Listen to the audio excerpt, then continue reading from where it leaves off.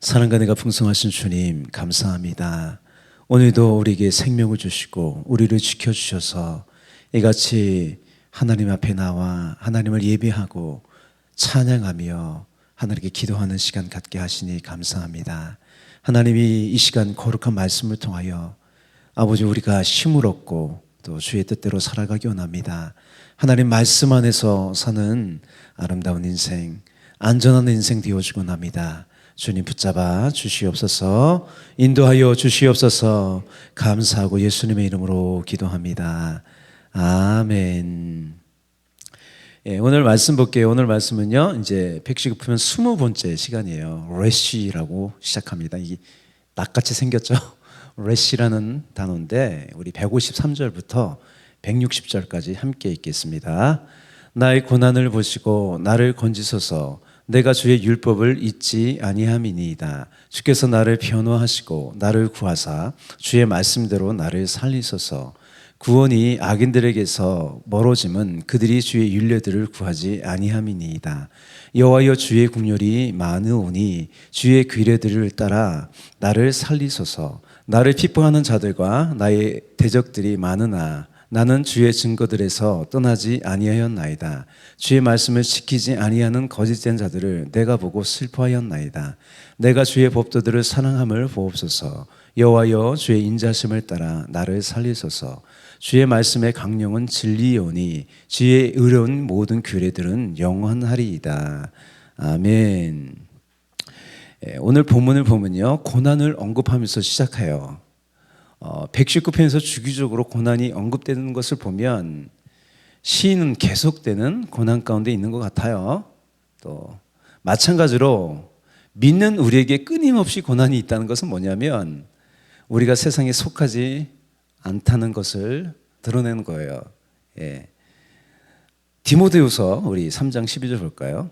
무릇 그리스도 예수 안에서 경건하게 살고자 하는 자는 박해를 받으리라.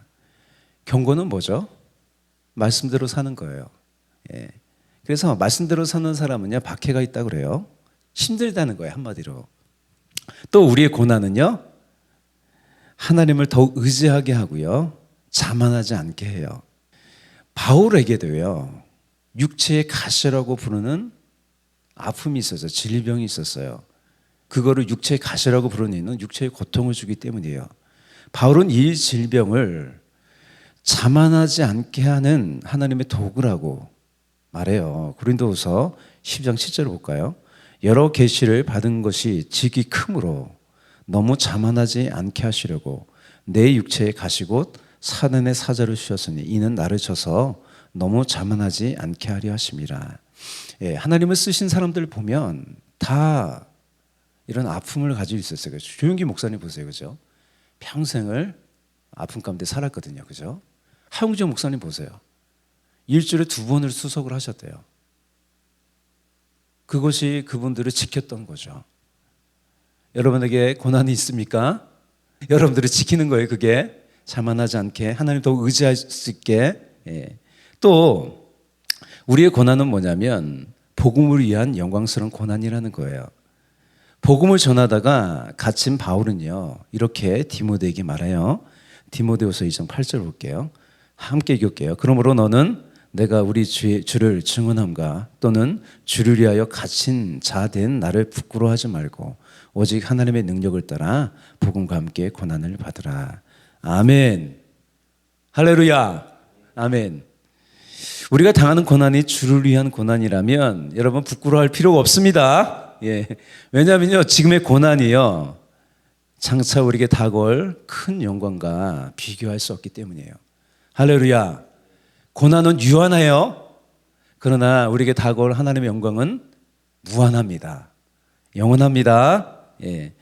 이처럼 시인은요, 이 시를 쭉 보면 고난을 당하고 있지만 당당해요.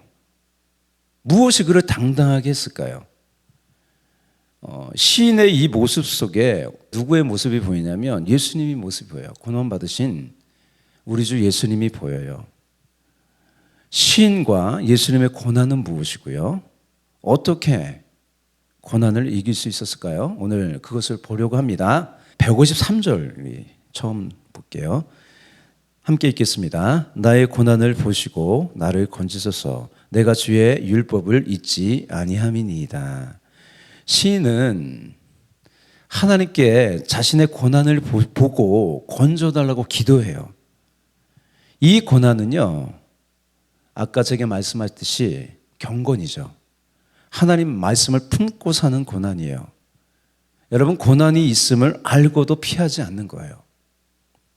이어서 시인은요, 하나님께 자신의 신실함을 변호해 달라고 기도해요. 우리 154절 함께 읽을게요. 주께서 나를 변호하시고 나를 구하사 주의 말씀대로 나를 살리소서. 여기서 시인이 당하는 고난은요, 변호해 달라고 하잖아요.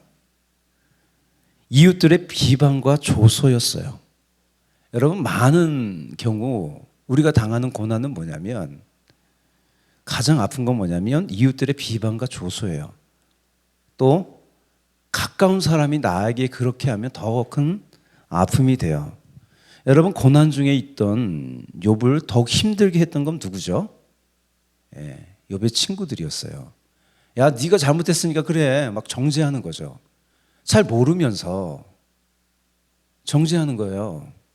이처럼 사람을 찌르는 것이요, 창이 아니라 사람들의 말입니다. 왜냐하면요, 사람의 마음이 무너지면요, 다 무너지기 때문이에요.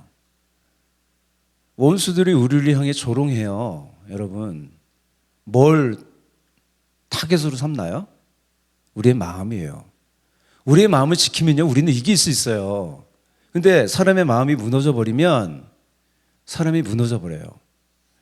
다윗도 마찬가지였습니다. 시 57편 3절 4절 한번 볼까요? 그가 하늘에서 보내서 나를 삼키려는 자의 비방에서 나를 구원하실지라. 하나님이 그의 인자와 진리를 보내시리로다. 내 영혼이 사자들 가운데 살며, 사자들 가운데 산대요. 내가 불사르는 자 중에 누웠으니 곧 사람의 아들들 중에라. 그들의 이는 창과 화살이요 그들의 혀는 날카로운 칼 같도다. 다윗을 무너뜨리려는 온갖 비방에서 다윗이 붙잡았던 것은 뭐냐면 하나님 말씀 안에 있는 인자와 진리입니다. 여러분, 세상의 온갖 비방과 유혹 속에서 나를 변호하고 나를 지키는 것은 뭐냐면 오직 신실하신 하나님 말씀뿐이에요. 그리고 본문을 보면 154절에서요, 시간의 간격이 좀 있는 것 같아요. 이 155절부터 풍기는 분위기는 뭐냐면 오늘 제목과 같이 안심이 안심. 안심 모드가 작동하고 있어요. 왜요? 하나님께 기도했으니까요. 하나님을 의지했으니까요. 이제 어떻게 안심 모드가 작동되는지를 좀 볼게요. 155절 볼까요? 구원이 악인들에게서 멀어짐은 그들이 주의 율례들을 구하지 아니함이니이다. 여러분, 우리가 기도하면 모든 염려는 사라지고요, 하나님의 안심이 찾아와요. 평화가 찾아와요. 그래서 바울이 그러잖아요. 아무것도 염려하지 말고 다만 모든 일에 기도와 간구로 너희 구할 것을 감사함으로 하나님께 아뢰라. 그리하면 모든 지각에 뛰어난 하나님의 평강이 그리스도의 선에서 너희 마음과 생각을 지키시리라. 할렐루야. 하나님의 평화는요, 세상이 주는 평화와 달라요. 이제 악인들의 비방이 시인에게 영향을 주지 않아요. 다음 156절, 157절에 이 대비는 뭐냐면 많음이에요. 많음. 뭐가 많은지 보세요. 함께 읽을게요. 여호와여, 주의 국률이 많으니 주의 규례들에 따라 나를 살리소서. 나를 핍박하는 자들과 나의 대적들이 많으나 나는 주의 증거들에서 떠나지 아니하였나이다. 시인을 핍박하고 공격하는 대적들이 많으나 주의 국률보다는 많지 않아요. 아멘. 온갖 세상의 소리와 환경들은요, 그래서 나에게 영향을 줄 수 없는 거예요. 강력하죠. 세상의 소리들이 강력합니다. 그러나 주의 국률보다 많지 않기 때문에 나한테 영향을 줄 수 없는 거예요. 우리는 어떤 사람이에요? 여기 보면 주의 증거들에서 떠나지 아니하였나이다 이렇게 하는데, 주의 증거는 뭐예요? 하나님 언약 안에 있는 말씀 안에서 살고 있다는 거예요. 여러분, 하나님의 언약의 속성은 긍휼이에요, 긍휼. 예수님은요, 우리를 긍휼히 여기셔서 십자가에서 죽으셨어요. 예, 그 긍휼 안에서 사시기 바랍니다. 아멘. 시골에 10개 알을 품고 있대요, 지금. 우리 아버지가 10개를 집어넣었대요. 그래서 병아리가 10마리가 태어났나 모르겠는데, 여러분, 병아리가 암탉의 날개 아래에 있을 때 안전하잖아요. 여러분, 그 매 같은 게 공격해도요, 지켜내요. 암탉이. 그거 보셨나요? 안 봤어요? 텔레비전 한번 보세요. 진짜 그래요. 우리는요, 크신 하나님의 긍휼 안에서 안전합니다. 아멘. 하지만 하나님 없는 세상은요, 무슨 모드예요? 염려 모드예요, 염려 모드. 다 염려거리예요. 모든 것이 염려예요. 많이 가져도 염려하고요. 하나님이 없는 사람들은요, 염려 모드로 살아요. 염려를 잊으려고 이것도 하고 저것도 하지만 헤어날 수가 없어요. 우리에게 주신 많고 크신 하나님의 긍휼은 넘쳐서요. 또 어떻게 되나 보세요. 다른 사람을 긍휼히 여긴 마음까지 된다는 거예요. 얼마나 그 긍휼이 큰지 나를 차고 넘치는 거예요. 다른 사람을 긍휼히 여길 수 있는 마음까지 있다는 거예요. 우리 158절을 볼까요? 주의 말씀을 지키지 아니하는 고디된 자를 내가 보고 슬퍼하였나이다. 이 슬픔은요, 긍휼의 마음이에요. 긍휼히 여기는 마음이 생기는 거예요, 우리 마음 가운데.